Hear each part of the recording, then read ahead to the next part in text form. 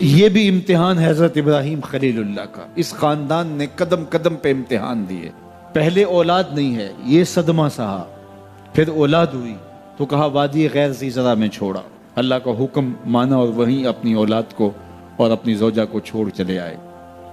فلسطین میں آ کے آباد ہو گئے. فلما بلغ معہ السعی، قرآن بتاتا جب وہ چلنے کے قابل ہوئے. ایک روایت میں 7 سال 8 سال یا 9 سال عمر، بعض نے بلغہ سے بلوغت کی عمر مراد لی ہے. اب حکم ہوتا ہے جاؤ ملاؤ. لیکن یار میں جدہ گیا تو وہاں ایک دوست کے ہاں ٹھہرا، تو اس گھر کے اندر کھلونوں کی بوریاں تھیں. تو میں نے اس کو کہا کہ آپ یہ کوئی کاروبار کرتے ہیں؟ تو اس کا دوست بھی تھا ساتھ، تو وہ مسکرا کے کہنے لگا کہ یہ کاروبار نہیں کرتا، بڑی دیر کے بعد اللہ نے اس کو بیٹا دیا ہے. تو اب یہ پاکستان جا رہا ہے، تو جب بھی بازار جاتا ہے 10-20 کھلونے خرید لاتا ہے. تو یہ کتنی بوریاں کھلونوں کی بھر گئی ہیں، تو یہ بک کروائے گا، ایسے تو نہیں اتنے جا سکتے. تو یار اتنے عرصے کے بعد بیٹا ہوا اور باپ ملنے جا رہا ہے، تو اس نے کھلونے جمع کیے. لیکن یہ کیسا باپ ہے جس کو حکم ہوتا ہے اتنے طویل عرصے کے بعد بیٹے کو ملنے جا رہے ہو، ایک چھری لے لو، ایک رسی لے لو. یار ان کے نام باقی ہیں تو یوں ہی باقی نہیں ہیں. امتحان کتنے بڑے تھے. کہا جاؤ، لیکن ہاتھ میں رسی لے جاؤ، ہاتھ میں چھری لے جاؤ. حضرت خلیل اللہ پہنچتے ہیں، اپنی زوجہ سے ملے اور کہا بیٹے کو تیار کر دو، دوست کی دعوت پہ جانا ہے. مانگ سجا دی جاتی ہے، بیٹے کو نئے کپڑے پہنا دیے جاتے ہیں. اللہ اکبر. بیٹے کو لے کر نکلے.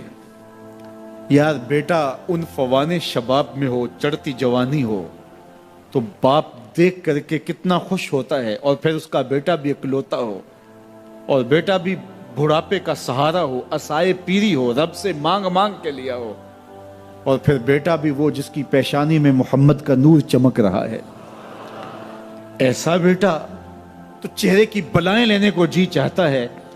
لیکن حضرت خلیل اللہ اللہ کے حکم پہ اس بیٹے کو ذبح کرنے کے لیے ہاتھ میں چھری اور رسی دبائے منا کی وادی کی طرف بڑھ رہے ہیں. شیطان نے سمجھا کہ اس سے نازک مرحلہ اس خاندان پہ نہیں آ سکتا. حضرت حاجرہ کے پاس پہنچا. پتہ ہے شہزادے کدھر گئے ہیں؟ کہا ان کے باپ لے گئے ہیں دوست سے ملاقات کروانے کے لیے. کہا نہیں، وہ ان کو ذبح کرنا چاہتے ہیں. کہا سوچ کے بات کر، وہ باپ ہے ذبح کرے گا؟ کبھی باپ بھی بیٹے کو ذبح کرتا اور بے قصور ذبح کرے گا؟ میں جانتی ہوں کتنی آہ سحرگاہی کا نتیجہ ہے وہ بیٹا. اللہ سے کتنی رو رو کے دعائیں مانگی اور وہ فرزند ملا. کہا وہ اللہ کا حکم سمجھتے ہیں. تو حضرت حاجرہ نے کہا ظالم تو کہیں شیطان تو نہیں؟ اگر رب کا حکم ہے، میری گود میں ایک اسماعیل ہے، کاش 1000 اسماعیل ہوتا، راہ خدا میں قربان کر دیتی.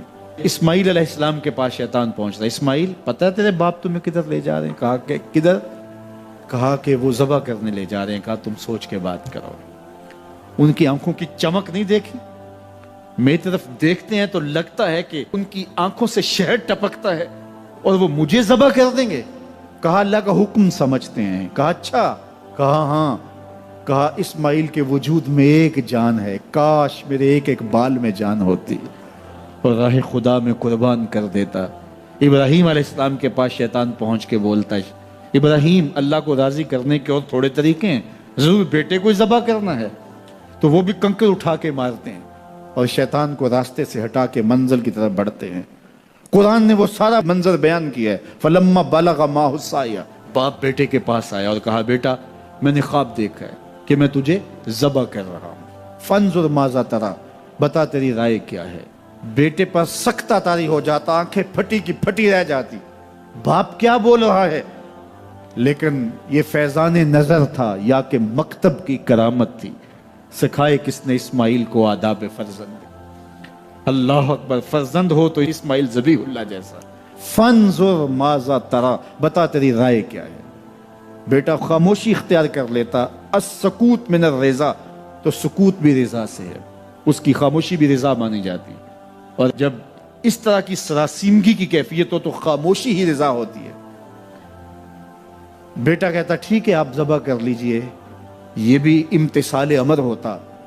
لیکن بیٹے نے 2 قدم بڑھ کے بات کی. بیٹے نے کہا یا ابا تفعل ما تؤمر ستجدنی انشاءاللہ من الصابرین، ابا جان ذبح کیا ہے، جو کرنا ہے کیجئے۔ یہ نہیں کہا یا ابا تذبح، ہاں ابا جی ذبح کر لیجئے، ذبح کا جواب ذبح سے نہیں دیا، بلکہ کہا یا ابا تفعل، اے ابا جان کیجئے، ما تؤمر، جو بھی حکم ہو، ذبح کیا، جو بھی کرنا ہے کیجئے۔ رہی بات میری، یہ کام آسان تو نہیں، لیکن میرے اللہ نے چاہا تو صبر کر کے دکھاؤں گا۔ منا کی وادی ہے، باپ اور بیٹے دونوں نے طے کر لیا، باپ ذبح کرنے پہ راضی ہے، بیٹا ذبح ہونے پہ راضی ہے۔ یار اسلام من مانی کا نام نہیں ہے، اپنے خواہشات کو پورا کرنے کا نام اسلام نہیں ہے، اپنے آپ کو مالک کے سپرد کر دینے کا نام ایمان ہے، اس کا نام اسلام ہے۔ یہاں دیکھیے فلما اسلما، جب دونوں نے طے کر لیا، دونوں راضی ہو گئے، باپ ذبح کرنے پہ راضی ہو گیا، بیٹا ذبح ہونے پہ راضی ہو گیا۔ وَتَلَّهُ لِلْجَبِينِ، اور باپ نے بیٹے کو پیشانی کے بل لٹایا۔ قرآن نے وہ سارا منظر بیان کیا ہے، اس پر مفسرین کے دو قول ہیں، ایک یہ کہ الٹا لٹایا تاکہ کفا سے ذبح کروں، گردن کے پچھلے حصے پر چھری رکھ کے ذبح کروں گا، منمونہ چہرہ میری آنکھوں کے سامنے نہ ہو اور میرے دل کے اندر کوئی جذبہ رحم نہ جاگے جس سے اللہ کے حکم کی تعمیل میں دیر ہو جائے۔ اور دوسرا معنی یہ کیا کہ آپ جانور قربانی کے لیے جو ذبح کرتے ہیں تو اس کی گردن کو بل دے کے اس کی پیشانی کو زمین پہ لگا دیتے ہیں تاکہ یہ رگیں تن جائیں اور ذبح کرنے میں آسانی ہو۔ حضرت اسماعیل کی معصوم گردن کو بل دے کر کے ان کی پیشانی پتھر کے ساتھ جوڑی گئی۔ وَتَلَّهُ لِلْجَبِينِ، پیشانی کے بل یوں لٹایا گیا کہ گردن کھل جائے اور بیٹے کو ذبح کرنا آسان ہو۔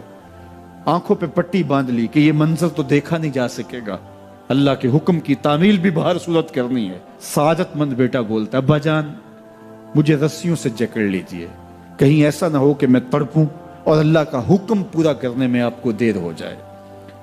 باپ بیٹے کو رسیوں سے جکڑ لیتا ہے، ہاتھ میں چھری پکڑی ہے، ذبح کرنے لگتے ہیں تو بیٹا بولتا ہے ابا جان رسیاں کھول دیجئے۔ کیوں؟ آپ کا منصوبہ، آپ کا پروگرام تبدیل ہو گیا؟ کہا نہیں۔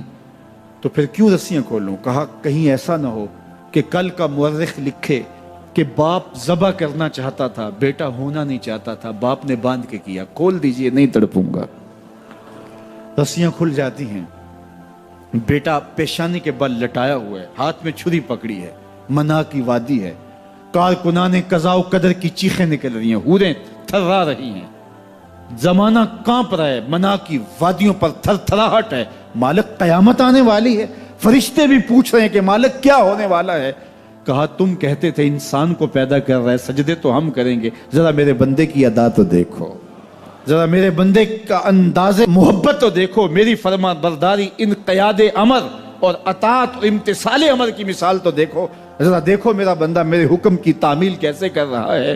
اللہ اکبر، کائنات آنکھیں جھپک رہی ہے، سورج منہ چھپا رہا ہے کہ یہ منظر دیکھا نہیں جا رہا، اور منا کی وادی تھر تھر کانپ رہی ہے کہ ایک بوڑھا باپ ہاتھ میں چھری پکڑے اپنے نو نہال فرزند کو ذبح کرنا چاہ رہا ہے۔ عجیب منظر ہے کائنات کے اندر۔ حضرت ابراہیم آگے بڑھے، بیٹے کی گردن پہ چھری رکھی اور پوری قوت کے ساتھ چھری کو جنبش دی۔ اللہ اکبر، لیکن ایک بال بھی نہیں کٹا۔ پاس پڑے پتھر پر چھری کو مارا، لما تقطع یا سکین، چھری کاٹتی کیوں نہیں؟ چھری نے آواز دیا الخلیل یامرنی والجلیل ینہانی، خلیل مجھے کاٹنے کا کہتا ہے، رب جلیل کہتا ہے خبردار ایک بال بھی کاٹا تھا۔ کہا چھری تیرا کام تو کاٹنا ہوتا ہے، کہا حضرت آگ کا کام بھی تو جلانا تھا، جس نے آگ کو جلانے سے روکا تھا آج اس نے مجھے کاٹنے سے روک دیا۔ اس کا یہ مفہوم بھی نکالا جا سکتا تھا کہ میں نے تو چھری چلا دی، اب چھری نے کچھ نہیں کیا تو میرا کیا قصور۔ اللہ اکبر، دوبارہ چھری تیز کی اور حلق پر چھری کی نوک رکھی اور اپنا سارا وزن ڈال دیا، گردن کٹ گئی، خون بہنے لگا، اور دل میں تھا کہ اتنا بڑا کام جو میں نے کر لیا۔ لیکن جب پٹی کھولی تو دیکھا منظر بدلا ہوا ہے، جس کو بیٹا سمجھ کے ذبح کیا وہ بیٹا نہیں تھا، دمبا تھا، اور جبریل امین پاس کھڑے ہیں اور اسماعیل مسکرا رہے ہیں، بے ساختہ زبان سے نکلا اللہ اکبر، تو حضرت اسماعیل بولے لا الہ الا اللہ واللہ اکبر، جبریل بولے اللہ اکبر وللہ الحمد۔ اب یقین تھا کہ یہ سارا اہتمام ادھر سے، جبریل کا آنا اور دمبا پڑا ہے اور ذبح پڑا ہے اور جبریل امین موجود ہیں تو یہ یہی لے کر آئے ہوں گے، اور بیٹا مسکرا رہا ہے۔ یہ سارا منظر، یہ قرینہ حالیہ بتا رہا تھا کہ یہ سارا الوہی اہتمام ہے، رب نے قربانی قبول کر لی۔ لیکن صرف اتنا ہی نہیں ہوا کہ یہ قرینہ حالیہ آپ کو یقین دلاتا، بلکہ منا کی وادی چمکنے لگی اور وہی کے اجالوں سے پوری وادی روشن ہو گئی، اور آواز آنے لگی وَنَادَيْنَاهُ يَا إِبْرَاهِيمُ قَدْ صَدَّقْتَ الرُّؤْيَا إِنَّا كَذَلِكَ نَجْزِي الْمُحْسِنِينَ۔ یہ منظر دیکھا تو ابراہیم ابھی کوئی سوال کرتے، کسی سے پوچھتے کہ یہ کیا ہوا، اتنے میں وہی نازل ہوئی، اے ابراہیم تو نے واقعی خواب پورا کر دکھایا، اِنَّا كَذَلِكَ نَجْزِي الْمُحْسِنِينَ، ہم اپنے بندوں کو یوں ہی صلہ دیا کرتے۔ تیرے بیٹے کو ذبح نہیں کروانا تھا تیرے ہاتھوں سے، ہم نے تیرا امتحان لینا تھا، بس ابراہیم تیرا امتحان پورا ہو گیا، ہم نے تیری سنت کو اب قیامت تک کے لیے باقی رکھا، قیامت تک کے لیے باقی رکھا۔ اور پھر خود میرا رب کہتا ہے سلام علی ابراہیم، ابراہیم تیرے اوپر سلام ہو۔ اللہ اکبر۔ منا کی وادی کے اندر حج کے موقع پر 40 لاکھ حجاج ہیں، تو کچھ شیوخ عرب کے اور باقی عمرا مخیر سعادت مند لوگ 100 قربانیاں بھی پیش کرتے ہیں، تو کروڑوں قربانیاں منا کی وادی میں ذبح ہو رہی ہوتی ہیں اور حدود حرم میں، اور بے ساختہ زبان پہ نکلتا ہے سلام علی ابراہیم۔ ہر سال یہ شور و غوغا ہوتا ہے کہ اس مرتبہ قربانی بہت مہنگی ہے، شاید زیادہ لوگ قربانی نہیں کر پائیں گے، لیکن جو ہی موسم قربانی کا آتا ہے گلیوں اور بازاروں کے اندر جانور گھوم رہے ہوتے ہیں اور ان کو دیکھ کے بے ساختہ زبان پہ آتا ہے سلام علی ابراہیم، ابراہیم تیرے اوپر۔ تو یہ کتنا بڑا امتحان تھا، کتنی بڑی آزمائش تھی، لیکن اس آزمائش سے سرخرو نکلے، نمبر بھی پورے 100 حاصل کیے، کامیاب اور بامراد اور کامگار ہوئے۔ آج ہمیں اس سنت کو باقی رکھ کر کے ہمیں وہ یاد تازہ کی جا رہی ہے کہ میرے ایسے بندے کہ جو میرے حکم پہ اپنی سب سے عزیز چیز بھی قربان کرنے سے گریز نہیں کیا کرتے۔ ہمارے ایک بزرگ فرمایا کرتے تھے کہ ہر بندے کا ایک اسماعیل ہوتا ہے، جب تک وہ اپنے اسماعیل کی گردن پہ چھری نہیں رکھتا رب کا قرب نصیب نہیں ہوتا۔ تو جو تمہاری محبوب چیز ہے اس کو راہ خدا میں جب تک قربان کرنے کا جذبہ نہیں پاؤ گے، تب تک تمہیں وہ منزل نصیب سعادت کی نہیں ہوگی۔